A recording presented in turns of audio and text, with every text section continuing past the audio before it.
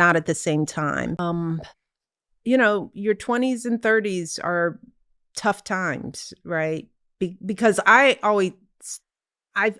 learned or felt that women were less, or at least I was less likely to claim what I knew, because there was always, maybe I don't know. And I don't want to sound too pompous, or let me not cut you off.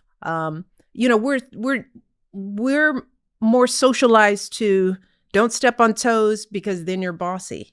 There's also a little smackdown of it. It's like, well, if you're a little too aggressive, now you're aggressive. You're not. So sometimes those labels happen, and we get them. I mean, my own mother, she was like, "You're bossy. I'm the bossy one."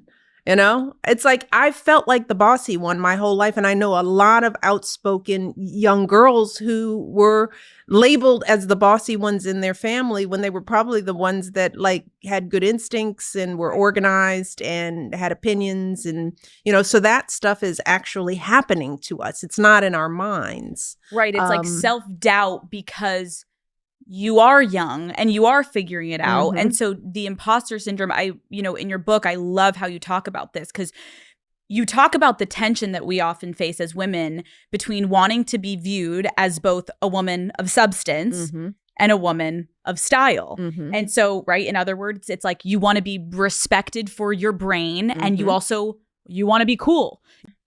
How did you nurture all of those identities and stay whole? Because this is so relevant to my audience right now. They're struggling to be multiple things at once and feel confident about it. What I've come to learn is that can you have it all? Yes, not at the same time.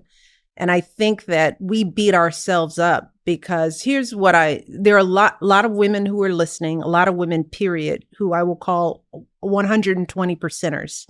That means that just showing up means we're not just showing up. We're excelling because we've always had to do that to get a seat at the table. We have to be smarter and brighter. And we kind of do, because if you slip up, you don't necessarily get a second chance or the benefit of the doubt. So we've been trained to do that. So now we're operating like that and trying to do it with everything that we're doing. And 120% plus 120% plus 120% adds up to crazy. And a mental breakdown. So one of the things I had to learn is that, like, a lot of times my 50% is good enough, but I have to first be okay with it, right?